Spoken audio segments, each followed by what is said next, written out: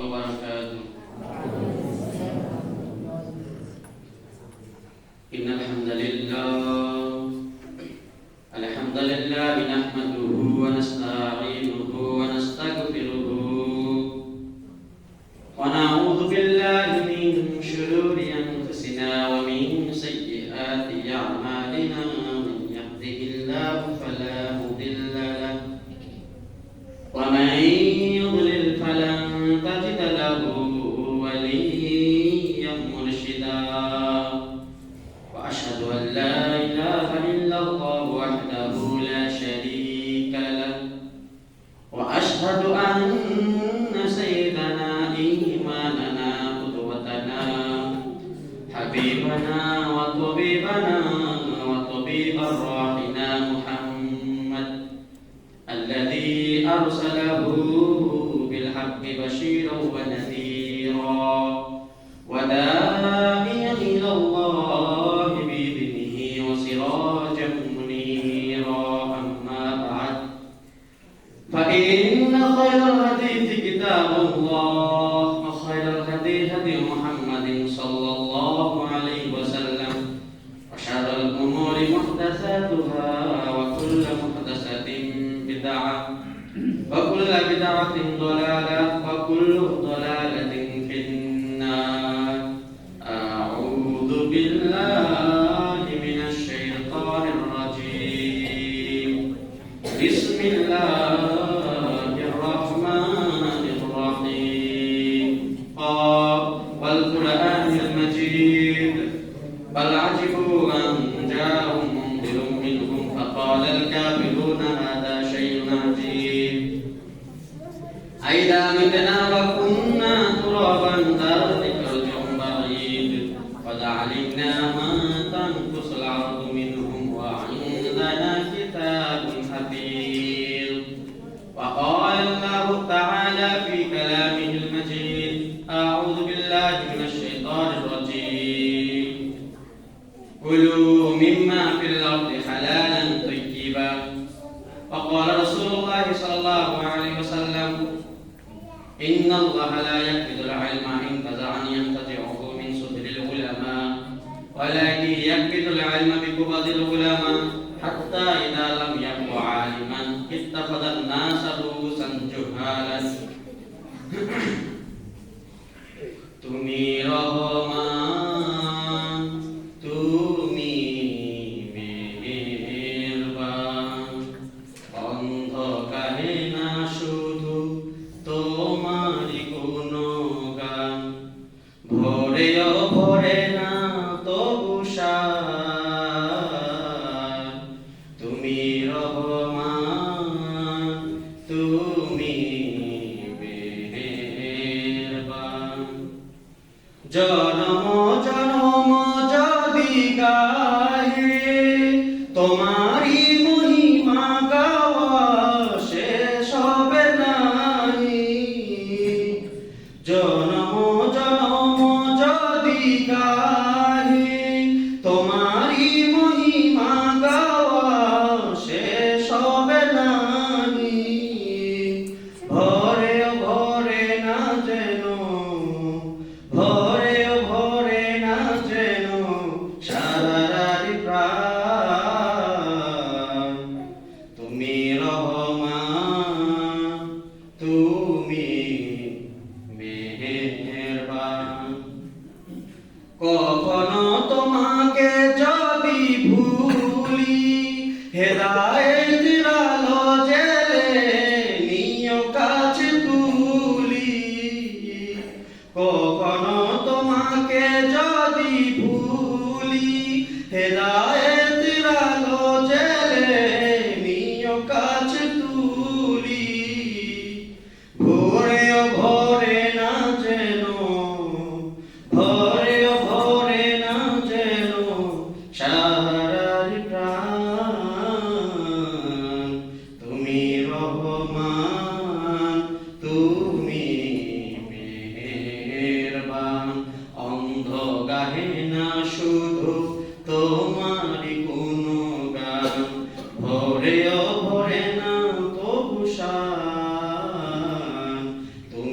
রহমান, তুমি মেহেরবান।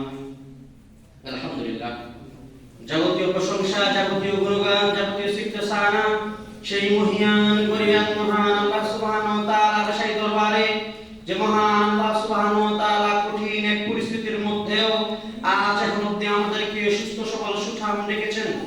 প্রশংসা আল্লাহ সুবহানাহু ওয়া তাআলার জন্য, যিনি সালাতুল জুমআ আদায় করার জন্য মসজিদে আসা বসার তৌফিক দান করেছেন, করতেছেন। সে মহান আল্লাহ সুবহানাহু ওয়া তাআলার প্রতি অন্তরস্থল থেকে শুকরিয়া আদায় করি। সকলে বলে আলহামদুলিল্লাহ। দরুদ সালাম বর্ষিত রাসূলের প্রতি, যিনার অক্লান্ত পরিশ্রমে পেয়েছি সঠিক ধর্ম, যার সুন্নাহ অনুযায়ী জীবন পরিচালনা করাই আমাদের মূল লক্ষ্য এবং উদ্দেশ্য। যার সুন্নাহ অনুযায়ী জীবন পরিচালনা করতে পারলে, যার জীবন আদর্শ যদি আমরা আদর্শবান হতে পারি, তাহলে আমরা দুনিয়াতে পাবো শান্তি, পরকালে পাবো মুক্তি।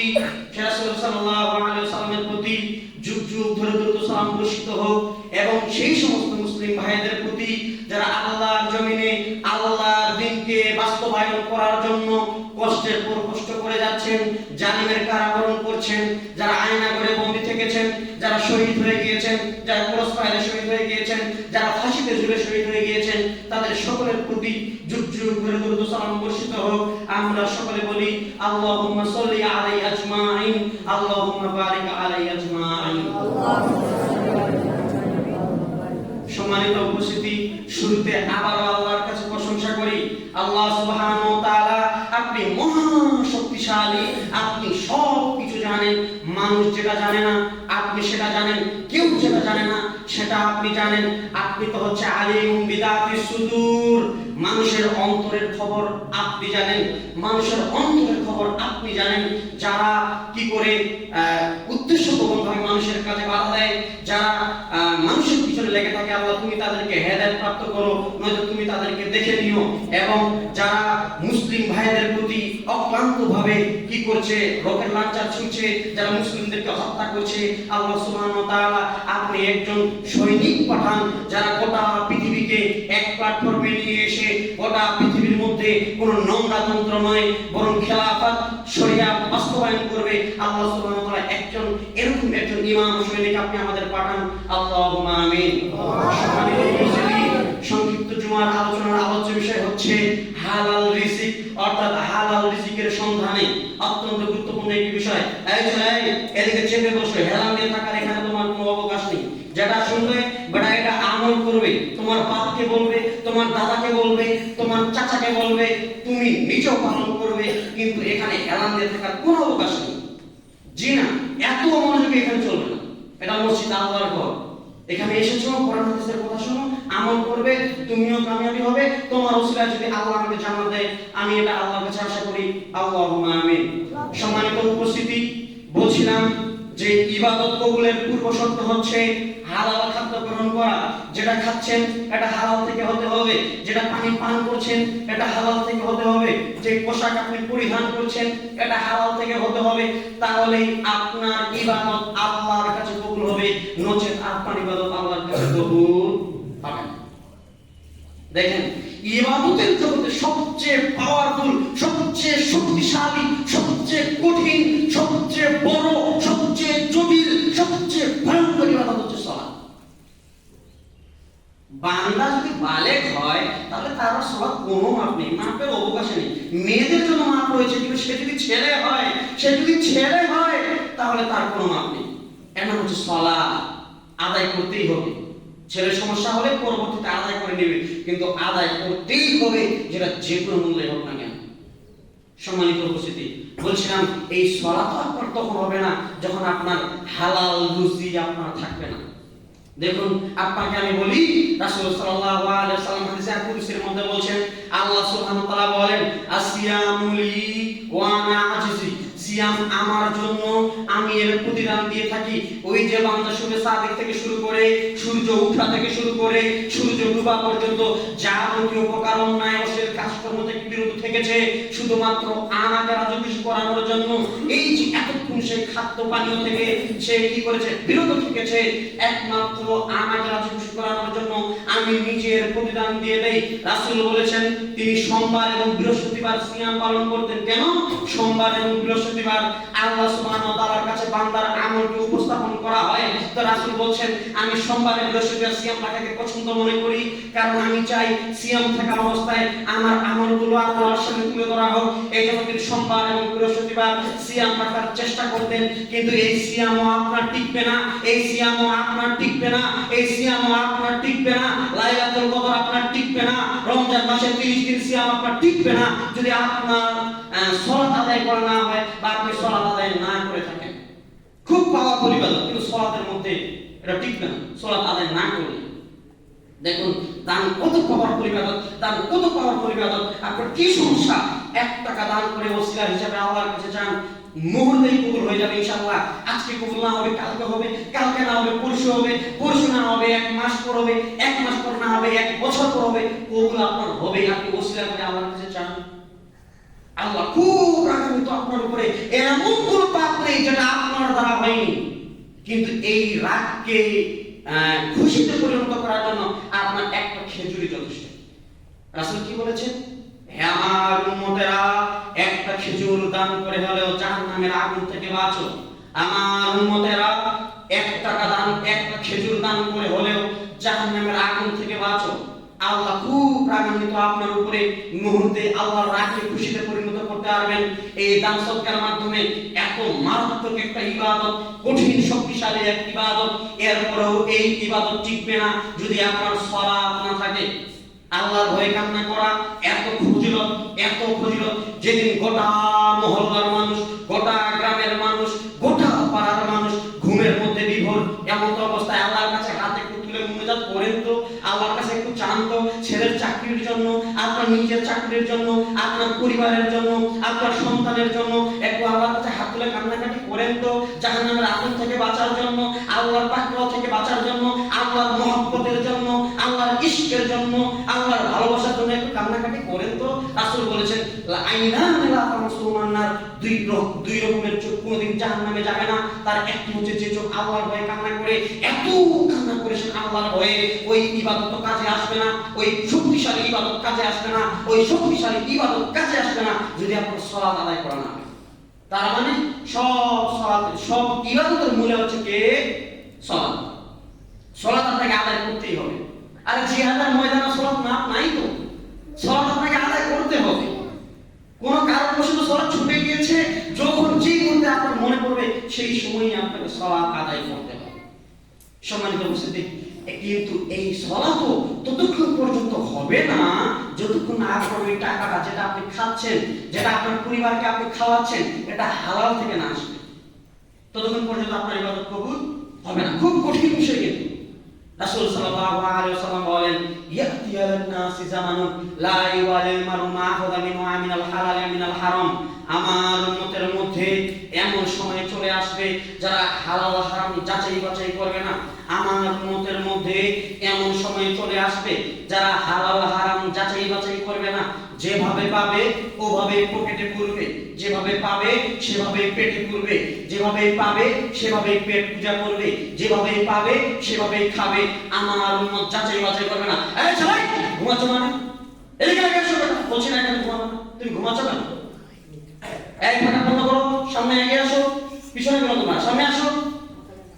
রাসূল সাল্লাল্লাহু আলাইহি ওয়াসাল্লাম বলেছেন আমার উম্মতের মধ্যে শেষ জামানায় এমন সময় চলে আসবে যারা হালাল হারাম বিবেচনা করবে না, যেভাবে পাবে সেভাবে খাবে, যেভাবে পাবে সেভাবে খাবে। যা বর্তমান এই যুগে চলছে, আমরা হালাল হারাম বিবেচনা করি না, যেভাবে পাই সেইভাবে খাই, যেভাবে পাই সেভাবে খাই, যেভাবে পাই সেভাবে খাই। রাসূল সাল্লাল্লাহু আলাইহি ওয়াসাল্লাম বলেছেন ওই শরীর জান্নাতে যাবে না, ওই শরীর জান্নাতে যাবে না, ওই শরীর জান্নাতে যাবে না যে শরীর হারাম দিয়ে গঠিত, যে শরীর হারাম অর্থ দিয়ে গঠিত, যে শরীর হারাম খাদ্য দিয়ে গঠিত। রাসূল বলেছেন ওই শরীর কোনোদিন জান্নাতে যাবে না। তাহলে আপনি যে টাকাটা ইনকাম করছেন এটা চিন্তা করে দেখুন তো হালাল থেকে না হারাম থেকে। আপনি এত আল্লাহর কাছে মুনাজাত করছেন, আপনার ছেলেকে মাদ্রাসায় পড়াচ্ছেন, আপনার মেয়েকে মাদ্রাসায় পড়াচ্ছেন, আপনি কোনো মানে অন্যায় কাজ আপনার দ্বারা হচ্ছে না, কিন্তু দোয়া করে হচ্ছে না কেন? এদিকে আবার আপনি ব্যাংকের সাথে লেনদেন করছেন, ইবাদত কবুল হবে? কখনো ইবাদত কবুল হবে না। সম্মানিত উপস্থিতি, ইবাদত কবুলের পূর্ব শর্ত হচ্ছে হালাল খাদ্য গ্রহণ করা। খাদ্য যেটা খাচ্ছেন এটা হালাল থেকে হতে হবে, তাহলে আপনার ইবাদত কবুল হবে। বলছিলাম, এই ছেলে তোমাকে বলছি, তোমাকে টাকা ইনকাম করতে হবে। দুনিয়াতে বেঁচে থাকলে প্রচুর পরিমাণে টাকা ইনকাম করতে হবে। দুনিয়াতে টাকা ছাড়া তুমি চলতে পারবে না, দুনিয়াতে টাকা ছাড়া তুমি চলতে পারবে না। তুমি পরিবারের কর্তা, তোমাকে গোটা পরিবারকে চলাতে হবে। তোমার ওসিলায় আল্লাহ একটা পরিবারকে চলাবে, তোমার ওসিলায় আল্লাহ 5 জনকে চলাবে, তোমার ওসিলায় আল্লাহ 7 জনকে চলাবে। তুমি হচ্ছে পরিবারের কর্তা। তোমার যদি কিছু হয় তোমার পরিবার মাঝে মারা যাবে, তোমার যদি কিছু হয় তোমার পরিবার মাঝে মারা যাবে, তোমার যদি কিছু হয় তোমার পরিবার মাঝে মারা যাবে। তুমি পরিবারের কর্তা, জীবনে বেঁচে থাকলে তোমাকে টাকা ইনকাম করতে হবে, এর বিকল্প কোনো পথ নেই। টাকা আপনাকে ইনকাম করতেই হবে, তবে হালাল পথে ইনকাম করতে হবে, তবে হালাল পথে আপনাকে ইনকাম করতে হবে। হারামের কোনো অবকাশ এখানে নেই।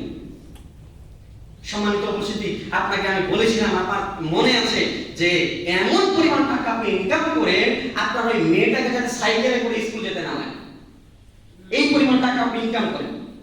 সে যখন স্কুলে যাবে 50 টাকা তাকে ধরিয়ে দিবেন, 10 টাকা যাওয়ার পরে আসার পরে খাওয়ার পরে, এই পরিমাণ টাকা আপনি ইনকাম করেন। সাইকেল কিনে দিয়েছেন, সাইকেল মেরে যায়, সাইকেল মারে আসে, আবার বোরকাও করে। ওই বোরকা দিয়ে কাজ হবে? বলেন তো, এটা আপনার কাছে খারাপ লাগে না? নোংরা লাগে না? চোখে ঘৃণা লাগে না? আপনাকে জঘন্য লাগে না? আপনার ব্যক্তিত্ব আঘাত হানে না? আপনার মা, আপনার বোন, আপনার ছোট বোন যখন এইভাবে সাইকেল চালিয়ে যায়, বলছিলাম এই পরিমাণ টাকা ইনকাম করেন যাতে সাইকেলে করে তাকে স্কুলে যাওয়া না লাগে। সম্মানিত উপস্থিতি, রাসূল সাল্লাল্লাহু আলাইহি ওয়াসাল্লাম তিনিও দিন প্রচার করেছেন টাকা দিয়ে। রাসূল সাল্লাল্লাহু আলাইহি ওয়াসাল্লাম তিনিও চলেছেন স্ত্রীর টাকা দিয়ে। শুনতে খারাপ লাগলেও এটাই ঠিক, শুনতে খারাপ লাগলেও এটাই ঠিক। খাদিজা রাদিয়াল্লাহু তাআলা আনহা তিনি টাকা দিয়ে তিনি দিন প্রচার করেছেন। রাসূল সাল্লাল্লাহু আলাইহি ওয়াসাল্লামের স্ত্রী খাদিজা মারা গিয়েছেন, আয়েশা রাদিয়াল্লাহু তাআলা আনহার সামনে তিনি খাদিজার প্রশংসা করতেন। সম্মানিত উপস্থিতি, রাসূল সাল্লাল্লাহু আলাইহি ওয়াসাল্লাম সাহাবীর টাকা দিয়ে দিন প্রচার করেছেন। ওসমান রাদিয়াল্লাহু তাআলা আনহু, আপনি জীবনী পড়ে দেখুন, ওসমান রাদিয়াল্লাহু তাআলা আনহু উহুদ তাবুকের যুদ্ধে যখন কি করেছিল, আপনার ওসমান রাদিয়াল্লাহু তাআলা আনহুকে আল্লাহ রাসূল বলছে, ওসমান এই যুদ্ধের জন্য কি দান করবে? ওসমান এই যুদ্ধের জন্য কি দান করবে? ওমর তো সব সম্পদের অর্ধেক দান করবে, আবু বকর তো আল্লাহ এবং তার রাসূলকে বাদ দিয়ে সব দান করবে, তো তুমি এখানে কি দান করবে?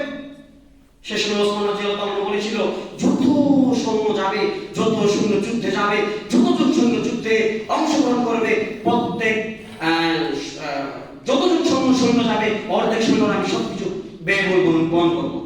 অর্থাৎ তাদের খাওয়া, তাদের পোশাক, তাদের ঘোড়া, তাদের উট সবকিছু আমি বহন করবো। সুবহানাল্লাহ। সেই যুদ্ধে 30,000 সাহাবী অংশগ্রহণ করেছিল। কত? 30,000। 15,000 সাহাবীর দায়িত্ব উসমান রাদিয়াল্লাহু তাআলা একাই নিয়েছিলেন। সুবহানাল্লাহ। এটা একটা চারটিখানি বিষয়। আপনি কি আপনার মস্তিষ্কে চিন্তা করতে পারেন এটা কত কঠিন বিষয়? 15,000 সাহাবীর দায়িত্ব তিনি একাই নিয়েছিলেন। অর্থাৎ রাসূল সাল্লাল্লাহু আলাইহি ওয়াসাল্লাম সাহাবীর টাকা দিয়ে দিন প্রচার করেছিলেন, যা হাদিস থেকে প্রমাণ পাওয়া যায়। বলছিলাম, জীবনে বেঁচে থাকলে আপনি একজন পরিবারের কর্তা, আপনাকে টাকা ইনকাম করতেই হবে, আপনাকে টাকা ইনকাম করতেই হবে। এমন পর্যায়ে আপনি টাকা ইনকাম করবেন যাতে আপনার সন্তানদেরকে কখনো সাইকেল চালিয়ে স্কুলে যাওয়া না লাগে, এই পরিমাণ টাকা আপনাকে ইনকাম করতেই হবে। সম্মানিত উপস্থিতি, বলছিলাম রাসূল সাল্লাল্লাহু আলাইহি ওয়াসাল্লাম বলেন, আল হালাল বাইয়িনুন ওয়াল হারাম বাইয়িনুন, যেটা হালাল এটাও স্পষ্ট, যেটা হারাম সেটাও স্পষ্ট। আল হালাল বাইয়িনুন ওয়াল হারাম বাইয়িনুন, হালাল হারাম দুইটাই স্পষ্ট। কোনটা খেতে বলা হয়েছে, কোনটা খেতে নিষেধ করা হয়েছে, দুইটাই স্পষ্ট। ওয়া বাইনাহুমা মুতাশাবিহা, এবং উভয়ের মধ্যে এমন কিছু বিষয় রয়েছে যেটা হালাল হারাম বোঝা যায় না।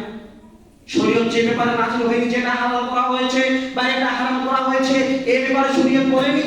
তো রাসূল বলেছেন, যতদূর সম্ভব ওই সন্দেহযুক্ত জিনিস থেকে দূরে থাকার চেষ্টা করবে, যতদূর সম্ভব ওই সন্দেহযুক্ত জিনিস থেকে দূরে থাকার চেষ্টা করবে, ওটা ধারের কাছে যাওয়ার দরকার নেই। রাসূল বলেছেন, কেউ যদি ওই সন্দেহযুক্ত জিনিস থেকে দূরে থাকে, সেজন্য তার দ্বীনকে মজবুত করলো, এবং কেউ যদি ওই সন্দেহযুক্ত জিনিসের প্রতি ঝুঁকে গেল, সেজন্য হারামের দিকে ঝুঁকে গেল। এরপরে রাসূল সাল্লাল্লাহু আলাইহি ওয়াসাল্লাম হাদিসের মধ্যে বলছেন যে একজন রাখাল, সে নিষিদ্ধ জায়গায় সে কি করছে, তার গরু চড়াচ্ছে। নিষিদ্ধ জায়গা মানে আপনার এলাকায় ওই যে এক পাশে একটা ধান ক্ষেত, আরেক পাশে আরেকটা ধানের চারা, মাঝখানে একটা পার্টিশন থাকে, এটাকে কি বলা হয়? আইল বা মাল্লি, যেটাই হোক। রাসূল বলেছেন ওই স্থানে কেউ যদি গরু প্রবেশ করায়, তো গরু যে কোনো মুহূর্তে আপনার ধানের দিকে মুখ দিবে, ধানের চারার দিকে মুখ দিবে।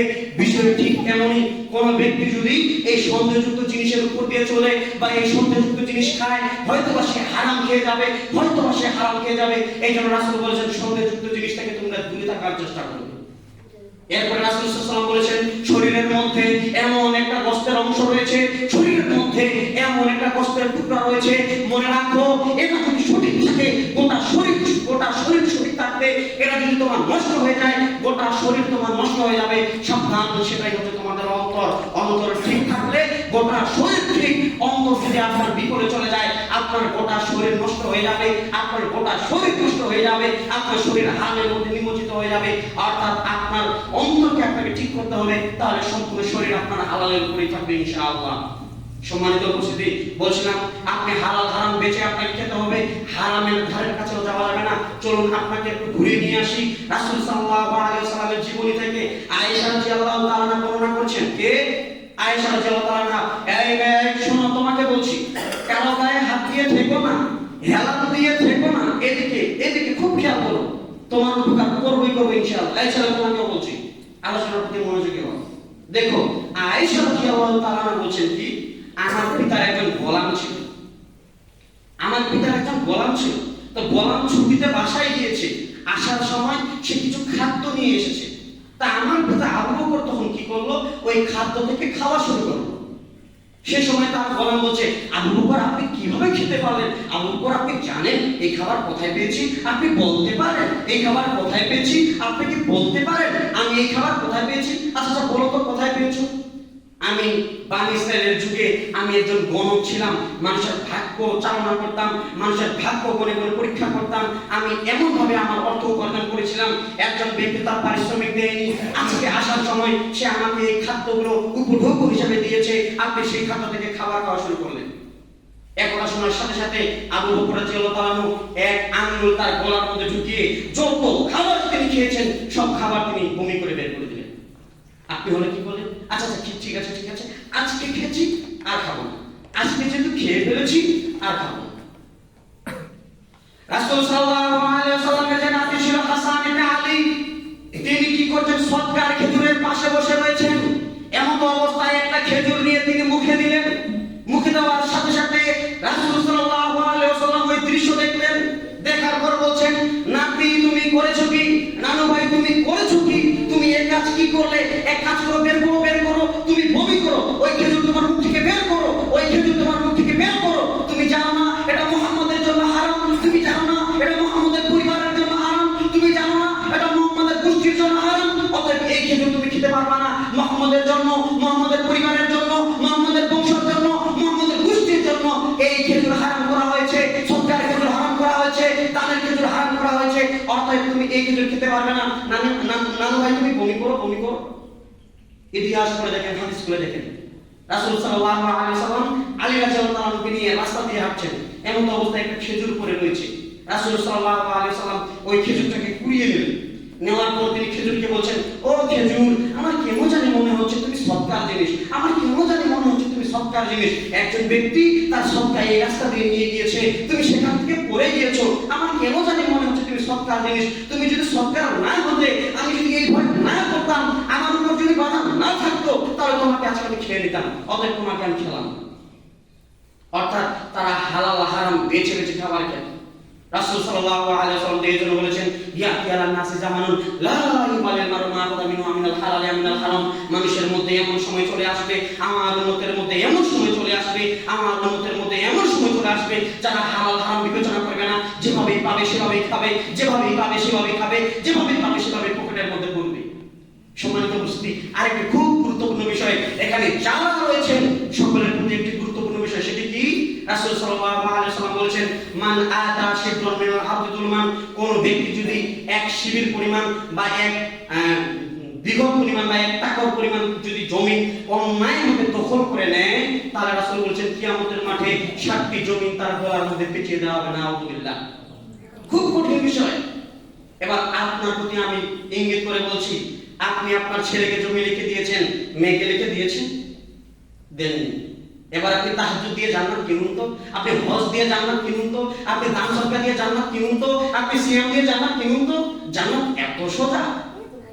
সম্মানিত উপস্থিতি, বলছিলাম আপনি আপনার মেয়েকে ডেকে আনলেন, আসার পর বলছেন, মা ওই বাজারের মধ্যে, ওকরাবাড়ি বাজারের মধ্যে তোমার ভাই মার্কেট তৈরি করবে, ওকে 1 বিঘা জমি লিখে দিয়েছি। ওই যে ব্রিজের কাছে ওখানে তোমাকে একটু জমি লিখে দিয়েছি, যেটা 6 মাসে পানির নিচে থাকে। আপনি এবার জান্নাত কিনুন তো। সম্মানিত উপস্থিতি, আপনি আপনার মেয়ের উপরে জুলুম করেছেন, আপনি আপনার মেয়ের উপরে জুলুম করেছেন। আপনি যত প্রকাশ্য হোক না কেন, এই জুলুমের জন্য আপনি কখনো মাপ পাবেন না, এই জুলুমের জন্য আপনি কখনো ক্ষমা পাবেন না। আজকে এখান থেকে যাওয়ার পর আমি নিয়ে এসে আপনার বোন যত জমি পাবে, আপনাকে গনে গনে এই জমির ভাগ আপনাকে দিতে হবে, নয়তো জান্নাত যাওয়া আপনার থেকে যাবে। জান্নাত খুব কঠিন জিনিস। বলছিলাম আপনার বোন ভয় পায় কেন? যে বাবা মারা গিয়েছে, মা মারা গিয়েছে, ভাইয়ের কাছে জমিনের ভাগ চাইলে যদি বাড়িতে জায়গা না হয়। সম্মানিত উপস্থিতি, খবরদার এই নোংরামি ত্যাগ করবেন।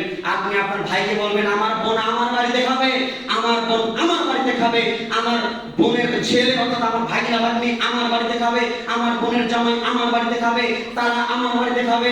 আগে আল্লাহ আপনার দ্বারা রিজিক দিত 5 জনকে, এখন আপনার পরিবার বড় হয়ে গিয়েছে, আপনার বাড়িতে আপনার বোন খাবে, আপনার বাড়িতে আপনার ভাগিনা খাবে, আপনার বাড়িতে আপনার ভাগ্নি খাবে, আপনার বোনের শ্বশুর বাড়ির পরিবার আপনার বাড়িতে এসে খাবে। মনকে ছোট করবেন না, মনকে অনেক বড় করেন। মনকে ছোট করবেন না, মনকে অনেক বড় করেন। আরে আপনার পরিবারের মতো রহমত কেন বর্ষণ হয়? আপনি বলতে পারেন আপনার মন অনেক ছোট। কিভাবে? আপনাকে দেখাই।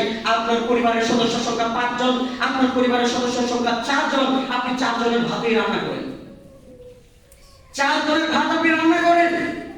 বলছিলাম জিনা 6 জনের ভাত আপনি রান্না করবেন, 5 জনের ভাত আপনি রান্না করবেন। আপনার পরিবারের সদস্য সংখ্যা যত, এর চেয়ে 2 জনের ভাত বেশি রান্না করবেন। ওই যে ফকির আপনার বাড়িতে ভিক্ষা চাইতে আসে, ওই ভিক্ষুককে আপনি বাড়িতে বসে খাওয়াবেন। সে যদি না আসে, তাহলে আপনার পাড়া প্রতিবেশী যারা মিসকিন রয়েছে, যাদের পরিবার চলে না, এই মিসকিনকে আপনার বাড়িতে আপনি খাদ্য খাওয়াবেন। পরিবারের মধ্যে আল্লাহ বরকত দিবে। যদি ভিক্ষুক না আসে, যদি মিসকিন না থাকে, তাহলে আপনার ভাত ওই গরু খাবে, আপনার ভাত ওই ছাগল খাবে। এরপরও আপনি 5 জনের জন্য ভাত দিতে পারবেন না, আপনাকে 2 জনের বেশি করে দিতে হবে। বরকত খুব কঠিন জিনিস, যে কারো বাড়িতে বরকত আসে না। আপনার মা আপনার পরিবারকে মাঠে ধ্বংস করছে, প্রমাণ দেখেন। আপনার মা বিসমিল্লাহ বলে ভাতের চাল ধুয়ে দেওয়ার সময় বিসমিল্লাহ বলে না। আপনার মা যখন ওই ভাতের হাড়ির মধ্যে হাতা ঢুকায়, তখন মাঝখান থেকে শুরু করে বিসমিল্লাহ বলে ডান দিক থেকে শুরু করে না। আপনার মা যখন আপনার ছোট ভাইকে ছোট বোনকে দুধ পান করায়, তখন বিসমিল্লাহ বলে পান করায় না। আল্লাহে আল্লাহর কসম, আল্লাহে আল্লাহর কসম, আল্লাহে আল্লাহর কসম, বিসমিল্লাহ না বলে আপনার মা যতদিন দুধ পান করিয়েছে, ওই দুধ শয়তান খেয়েছে। বিসমিল্লাহ না বলে আপনার মা যতদিন আপনাদের পরিবারকে খাওয়াইছে, ওই খাবার শয়তান খেয়েছে। রাসূল বলেছে খেয়েছে, অতএব খেয়েছে। রাসূল বলেছেন খেয়েছে, অতএব খেয়েছে। এখানে কোনো প্রকার সন্দেহ করার কোনো অবকাশ নেই। সম্মানিত উপস্থিতি, বলছিলাম হালাল রিজিক। আপনার বাপ মরে যাওয়ার 10 বছর হয়ে গিয়েছে, এখনো বোনকে জমির ভাগ দেননি কিসের জন্য? আপনার জান্নাত যাওয়া ঠেকে যাবে। বোনের হাত পা ধরে আপনাকে মাপ নিতে হবে, সাথে সাথে এই বোনের যতটুকু জমি, এই জমি আপনাকে বের করে দিতে হবে। আপনার বোন আপনার বাড়িতে আসবে, যে কোনো সময় আসবে, আপনি বাধা দিবেন না। আপনি জমির ভাগ নিয়ে নিল, আপনার বোন আপনার বাড়িতে আসতে ভয় পায় কেন? আপনার বোন আপনার বাড়িতে ভয় পাবে কেন? নিজের বাপের বাড়িতে যেতে ভয় পাবে কেন? আপনার মন অনেক সংকুচিত, মনকে উদ্ধার করবেন, আল্লাহ সুবহানাহু ওয়া তাআলা বরকত দিবেই দিবে ইনশাআল্লাহ। সম্মানিত উপস্থিতি, আলোচনা শেষাংশে এসে অতএব বলছিলাম, যদি ইবাদত করতে চান, তাহলে আপনাকে হালাল রুজি ভক্ষণ করতে হবে, হালাল থেকে আপনাকে খেতে হবে। হালাল ছাড়া আপনার কোন ইবাদত আল্লাহর কাছে কবুল হবে না। সম্মানিত উপস্থিতি, আলোচনা শেষাংশে এসে এতটুকুই বলি, আল্লাহ সুবহানাহু ওয়া তাআলার কাছে দোয়া করে, আল্লাহ সুবহানাহু ওয়া তাআলা আমাদের যে ইনকাম বা আমরা যেভাবে অর্থ উপার্জন করি, এটাকে আপনি হালালের মধ্যে থেকে হওয়ার তৌফিক দান করেন। আল্লাহুম্মা আমিন। সম্মানিত উপস্থিতি, আলোচনার শেষাংশে এসে একটি গুরুত্বপূর্ণ বিষয়, সেটি হচ্ছে যারা বর্তমান প্রেক্ষাপটে যে বিষয়ে কথাবার্তা চলছে, আপনারা বলতে পারেন সেটা কি? ওই যে একজন বাউল শিল্পী, যার নাম আবুল সরকার, সে আমার আল্লাহকে নিয়ে কটূক্তি করেছে। আপনার কানে কি এই খবর পৌঁছেছে? আপনি কি অ্যান্ড্রয়েড চালান? আপনি কি এই খবর এখনো জানেন না? আপনার শরীরে কি এখনো রক্তগুলো গরম হয়নি? আপনার মাথা কি এখনো গরম হচ্ছে না? আপনি তাহলে কেমন মুসলিম? আমার তো ভাবতে অবাক লাগে, আপনি কেমন মুসলিম? আপনাকে প্রতিবাদ করতে হবে। ওই যে বাউল বলতে যারা ছেলে মেয়ে একাকার অবস্থা হয়ে যেখানে সেখানে যাত্রা পালা গান বাজনা করে বেড়ায়, এই যে বাউল সরকার, সে আল্লাহর নামে কি বলেছে? বলেছে যে আল্লাহ এক মুখে কত কথা বলে, আল্লাহ তো মুখ দিয়ে কথা বলে নাকি পেছন দিয়ে কথা বলে, এরকম নম্র একটা শব্দ সে ব্যবহার করছে। নাউযুবিল্লাহ। সে কি বলেছিল? সে বলেছিল যে আল্লাহ প্রথমে বলবেন তিনি প্রথমে সৃষ্টি করেছে কলম, আবার তিনি বলছেন প্রথমে সৃষ্টি করেছেন ভালোবাসা, আবার তিনি বলেন প্রথমে সৃষ্টি করেছে আরশ, আবার তিনি বলেন প্রথমে সৃষ্টি করেছে পানি। তাহলে আল্লাহ মুখ দিয়ে কথা বলে নাকি পেছন দিয়ে কথা বলে? নাউযুবিল্লাহ। ও আমার জাতি, বলে দিতে চাই যারা আল্লাহর জমিনে থাকে, আল্লাহর জমিনে থেকে এরকম একটা মুসলিম রাষ্ট্রে এরকম নগণ্য কথা বলতে পারে, এরকম জঘন্য কথা বলতে পারে, আপনি মুসলিম হিসাবে আপনার রক্ত গরম হয় না কেন আমার বুঝে আসে না। বলছিলাম যুগে যুগে যারা আল্লাহর বিরুদ্ধে কথা বলবে, যুগে যুগে যারা রাসূলের বিরুদ্ধে কথা বলবে, এই দুনিয়ায় তাদের বেঁচে থাকার কোনো অধিকার নেই। কোনো প্রকার মিছিল মিটিং ছাড়া, কোনো প্রকার হরতাল ছাড়া, কোনো প্রকার মানববন্ধন ছাড়া তাদেরকে দুনিয়া থেকে উৎখাত করে দিতে হবে। এই দুনিয়াতে বেঁচে থাকার তাদের কোনো অধিকার নেই। এই অধিকার সে হারিয়ে ফেলেছে। এখন মিছিল মিটিং কিসের জন্য? যারা আল্লাহকে গালি দিবে। আর এর কিছুদিন আগে তারা নবী রাসূলকে গালি দিত, তারা আয়েশার চরিত্র নিয়ে কথা বলেছিল, তারা আমার আপনার নবী রাসূলকে নিয়ে কথা বলেছিল। এই যে দুর্গা পূজায় আপনার ঈশ্বরদের মধ্যে 38টি মন্দিরের মধ্যে তারা মুহাম্মদের মতো পাপড়ি ঝুলিয়ে দিয়েছিল, তারা মুহাম্মদের মতো দাড়ি দিয়েছিল, তারা মুহাম্মদের মতো সবকিছু টুপি পরিয়ে দিয়েছিল। এর কোনো প্রতিবাদ করা হয়নি। সে সময় আপনার থানার ওসি গিয়ে ওই সমস্ত অসুরের মাথায় আপনার লাল গামছা পিছিয়ে দিয়েছিল, কোন প্রকার প্রতিবাদ করা হয়নি। ঠিক অনুরূপভাবে রাসূল সাল্লাল্লাহু আলাইহি ওয়াসাল্লামকে নিয়ে ব্যঙ্গ করা হলো, এরপরেও এর কোনো প্রতিবাদ করা হয়নি। আস্তে আস্তে তারা মাথা চাড়া দিয়ে এমন ভাবে উঠেছে, এখন তারা সরাসরি আল্লাহ সুবহানাহু ওয়া তাআলার সামনে তারা কটূক্তি করছে, অথচ আমরা কিছুই বলতে পারি না।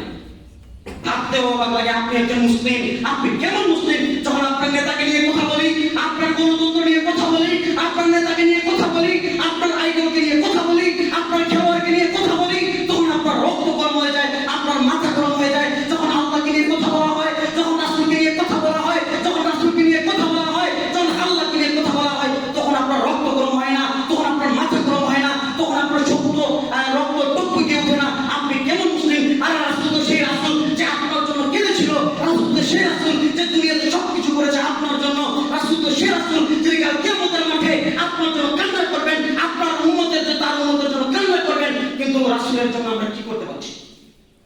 সম্মানিত উপস্থিতি, আপনাকে বলে যেতে চাই, ইতিহাস ভুলে যাবেন না। যারা দুনিয়াতে আল্লাহ তার রাসূলের শান নিয়ে কটূক্তি করবে, দুনিয়াতে বেঁচে থাকার তার কোনো অবকাশ নেই। চলুন আপনাকে প্রমাণ দেখাই, ইতিহাস ভুলে যাবেন না।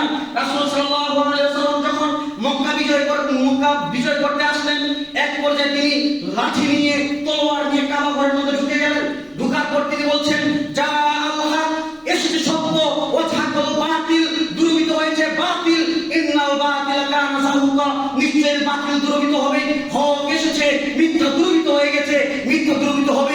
একথা বলছেন আর মূর্তি ভাঙছেন, একথা বলছেন আর মূর্তি ভাঙছেন। সে সময় মক্কার কাফের মুশরিকরা তারা চলে গেল আপনার হারাম শরীফের কাছে গিয়ে তারা একত্রে বসে রয়েছে। রাসূল হুকুম দিলেই তাদের গর্দানগুলো নেমে যাবে। তখন রাসূল সাল্লাল্লাহু আলাইহি ওয়াসাল্লাম তাদের সামনে গেলেন, যাওয়ার পর বলছেন, ও কাফের মুশরিকরা, তোমরা কি তারা নয় যারা আমাকে হত্যা করে চেয়েছিলে? এ কাফের মুশরিকরা, তোমরা কি তারা নয় যারা আমার সাহাবী বেলালের বুকের নিচে তোমরা গরম কয়লা দিয়েছিলে, তার পিঠের উপরে তোমরা পাথর চাপিয়ে দিয়েছিলে? তোমরা কি তারা নও যারা আমার সাহাবী খুবাইবকে তোমরা ফাঁসি দিয়ে হত্যা করেছিলে? তোমরা কি তারা নও যারা আম্মার ইবনে ইয়াসারের পরিবারকে ধ্বংস করেছিলে? তোমরা কি তারা নও যারা আমার মহিলা সাহাবী তোমরা সুমাইয়াকে তোমরা বর্ষা দিয়ে হত্যা করেছিলে? তোমরা কি তারা নও? আজকে তোমরা আমাকে কি আশা করো? সেই সময় কাফের মুশরিকরা বলল, একজন পিতা তার সন্তান থেকে যা আশা করে, একজন সন্তান তার পিতা থেকে যা আশা করে, একজন চাচা তার ভাতিজা থেকে যা আশা করে, একজন পিতা তার পুত্র থেকে যা আশা করে, আমরাও আপনার থেকে সে আশা করি।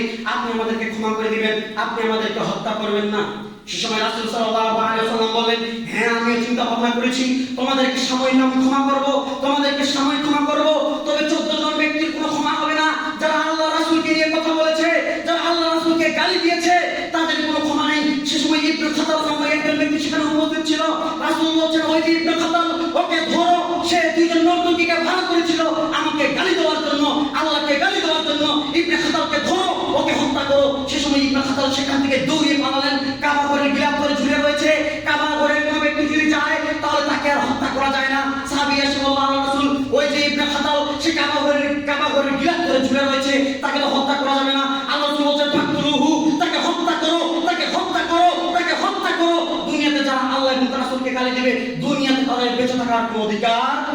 নেই।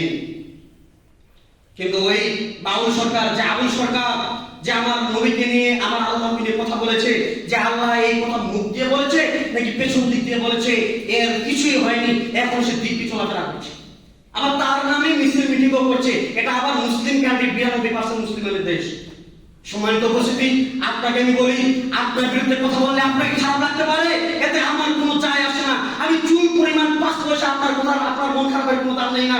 আপনাকে স্পষ্টভাবে বর্ণনা দিতে চাই, ওই যে আপনার মির্জা ফখরুল ইসলাম আলমগীর, সে বলেছিল, কি বলেছিল, যে এখানে ধর্ম টেনে নিয়ে আসা হয়েছে, এই বাউলদের যারা আক্রমণ করেছে এজন্য নিন্দা প্রতিবাদ জানাচ্ছি। আপনারা বলেছিলেন মির্জা ফখরুল। সে সময় ফজলুল ইসলাম, একজন বিএনপির একজন বড় নেতা, তিনি বলেছিলেন যে আমার পরিচয়, আগে আমি বাঙালি, এরপর আমি মুসলিম।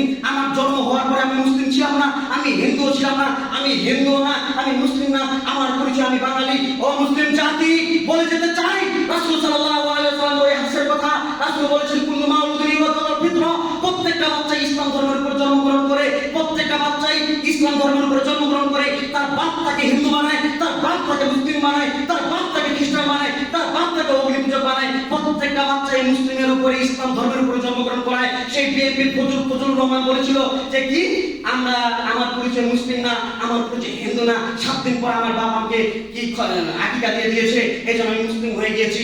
সম্মানিত উপস্থিতি, শুধু তাই নয়, আপনার এনসিপি, যাদেরকে ভালো মনে করেছিলাম, যারা জুলাই যোদ্ধা, 36শে জুলাই যারা বাংলাদেশকে স্বাধীন করলো, এরাও এই বাউলদের বিপক্ষে গিয়ে, এরাও তাদের স্বার্থের দিকে টান দিতে গিয়ে, তাদের দলকে ভাই করার জন্য তারাও প্রতিবাদ করলো কি, যে ওই বাউলকে আক্রমণ করার জন্য বা তাদের সমর্থকদেরকে আক্রমণ করার জন্য তীব্র নিন্দা এবং প্রতিবাদ জানাচ্ছি। এগুলো কে বলবো? আপনার এনসিপি, যারা নিজের স্বার্থের জন্য দল ভারী করার জন্য উঠে পড়ে লেগেছে।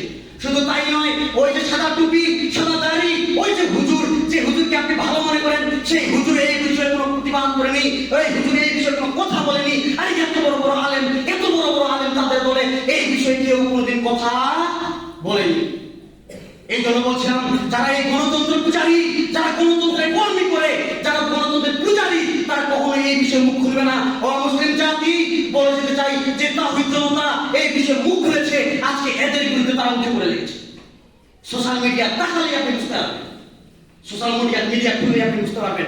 বলে যেতে চাই, 92% মুসলমানের দেশে কিভাবে একজন মুসলিম এই বিষয়গুলো সহ্য করবে, কিভাবে একজন মুসলিম এই বিষয়গুলো সহ্য করবে। এজন্য আপনাকে বলি, আপনি শক্তি অর্জন করেন, শরীরের মধ্যে শক্তি অর্জন করেন, এই পৃথিবীর বুকে খিলাফত প্রতিষ্ঠা করবেই করবেন ইনশাআল্লাহ। এই পৃথিবীর বুকে শরিয়া বাস্তবায়ন করবেই করবেন ইনশাআল্লাহ। আর কোন প্রকার জেল, কোন প্রকার ফাঁসি এগুলোকে একজন মুসলমান, একজন মুসলিমের ভয় পায় না। আল্লাহর জমিনে আল্লাহর দিনকে বাস্তবায়ন করার জন্য যদি আইন করে বন্দী হতে হয়, হতে হবে, কোন প্রকার ভয় পাওয়া যাবে না। যদি আল্লাহর জমিনে আল্লাহর শানকে কেউ প্রতিবাদ করে, তাকে দুনিয়া থেকে আউট করতে হবে। কোন প্রকার জেল, কোন প্রকার জুলুম, কোন প্রকার ফাঁসি, কোন প্রকার ক্রসফায়ার, কোন প্রকার বিদেশে গমন, এগুলোকে ভয় করা যাবে না। সম্মানিত উপস্থিতি, অতএব আপনাকে প্রতিবাদ করতে হবে। আপনি মুসলিম, আপনার শরীরে মুসলমানের রক্ত প্রবাহমান। রাসূল বলেছেন, যার অন্তরের মধ্যে জিহাদি চেতনা নেই সে মুনাফিক, যার অন্তরের মধ্যে জিহাদি চেতনা নেই সে মুনাফিক, যার শরীরের মধ্যে আপনার জিহাদি চেতনা নেই সে হচ্ছে একজন মুনাফিক। অতএব আপনি একজন মুনাফিক নাকি আপনি একজন মুসলিম? সন্তান জন্ম হয়েছে, বাবা নাম রেখে দিয়েছে আব্দুল্লাহ, আপনি মুসলিম হয়ে গেলেন? জি না, আপনি এখন প্রকৃত মুসলিম হতে পারেননি। রাসূল সাল্লাল্লাহু আলাইহি ওয়াসাল্লাম স্পষ্ট বলেছেন, যার অন্তরের মধ্যে জিহাদি চেতনা নেই, যার অন্তরের মধ্যে জিহাদি চেতনা নেই, সে কখনো মুসলিম হতে পারে না, সে হচ্ছে একজন মুনাফিক। আপনাকে বলে যেতে চাই, ওই আব্রাহাম লিঙ্কনের গণতন্ত্র দিয়ে কখনো শান্তি প্রতিষ্ঠা হবে না। ওই আব্রাহাম লিঙ্কনের গণতন্ত্র দিয়ে সারা জীবন গোলামি করতে হবে। ওই আব্রাহাম লিঙ্কনের এই গণতন্ত্র, নোংরাতন্ত্র, পূজারীতন্ত্র, মাজারতন্ত্র দিয়ে কখনো ইসলামের মধ্যে, আপনার দুনিয়ার মধ্যে শরিয়া খেলাফত বাস্তবায়ন করতে পারবেন না। অতএব আপনাকে আমি বলছি, শরীরের মধ্যে শক্তি অর্জন করেন, খেলাফত প্রতিষ্ঠা হবেই হবে ইনশাআল্লাহ। আজ নয়তো কাল 1 বছর, 10 বছর, 50 বছর খেলাফত প্রতিষ্ঠা বাংলার মাটিতে হবেই হবে ইনশাআল্লাহ। এবং যত নোংরাতন্ত্র, যত রাজতন্ত্র, যত গণতন্ত্র, যত সমাজতন্ত্র, যা কিছু আছে সবকিছু এই বাংলার মাটিতে ধূলিসাৎ হবেই হবে ইনশাআল্লাহ। আল্লাহ তুমি কবুল করো, আমিন আমিন ইয়া রাব্বাল আলামিন। আলহামদুলিল্লাহ।